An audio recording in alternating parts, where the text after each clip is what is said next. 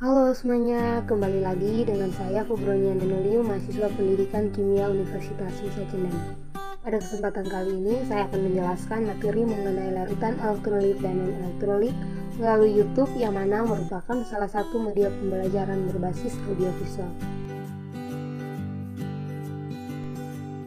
Larutan elektrolit dan larutan non-elektrolit. Sebelumnya kita perlu tahu apa itu larutan. Jadi larutan adalah campuran homogen dari zat terlarut dan zat pelarut. Umumnya zat terlarut lebih sedikit jumlahnya daripada zat pelarut.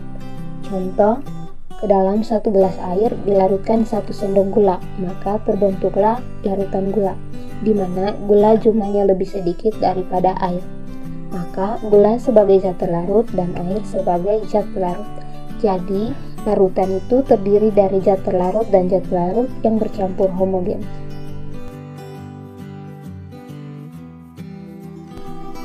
Berdasarkan daya hantar listriknya, larutan dibedakan menjadi dua, yaitu larutan elektrolit dan larutan non-elektrolit.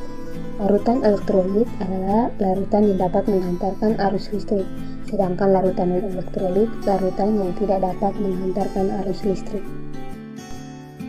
Kita perlu tahu mengapa larutan elektrolit itu dapat menghantarkan listrik sedangkan non-elektrolit itu tidak menghantarkan listrik.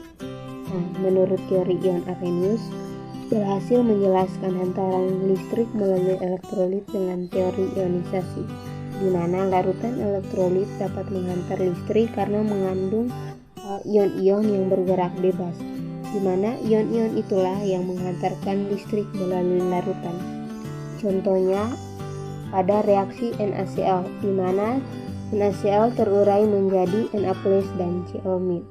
Sedangkan pada zat non-elektrolit tidak dapat menghantarkan listrik karena tidak terurai menjadi ion-ion, tetapi tetap berupa molekul. Contohnya itu pada etanol, yang reaksinya C2H5OH bereaksi atau terurai menjadi C2H5OH dan tetap berupa molekul. Berikutnya elektrolit senyawa ion dan senyawa kovalen polar. Senyawa ion terdiri atas ion-ion, misalnya NaCl dan NaOH. Namun dalam kristal atau padatan, ion-ion tidak dapat bergerak bebas, melainkan diam pada tempatnya sehingga tidak dapat menghantarkan arus listrik. Sedangkan pada senyawa kovalen polar, tidak semua senyawa kovalen polar tergolong elektrolit, seperti molekul non-polar. Seperti HCl yang terurai menjadi H+ ditambah Cl- dan CH3COOH yang terurai menjadi CH3COO- ditambah H+. Berikut tabel merupakan perbedaan antara senyawa ion dan senyawa kovalen berdasarkan daya hantar listrik, di mana pada padatan senyawa ion dan senyawa kovalen tidak dapat menghantarkan listrik atau non-konduktor. Sedangkan pada lelehan senyawa ion menghantarkan arus listrik, sedangkan senyawa kovalen tidak dapat menghantarkan arus listrik. Dan pada larutan senyawa ion dan senyawa kovalen sama-sama menghantarkan arus listrik. Berikutnya elektrolit kuat dan elektrolit lemah.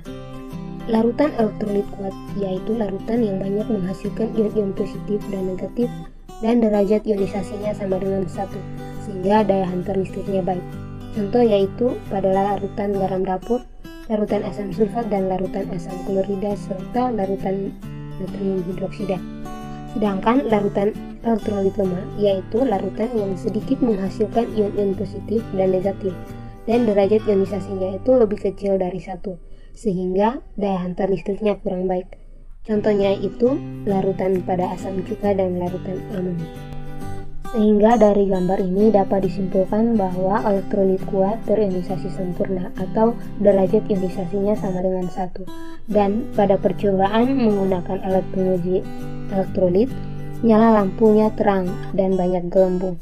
Sedangkan elektrolit lemah terionisasi sebagian atau derajat ionisasinya lebih kecil dari 1, dan nyala lampunya redup dan memiliki sedikit gelembung. Sedangkan pada non-elektrolit tidak terionisasi atau derajat ionisasinya sama dengan 0, dan lampu tidak menyala dan juga tidak ada gelembung. Demikian penjelasan dari saya, semoga bermanfaat. Sekian dan terima kasih.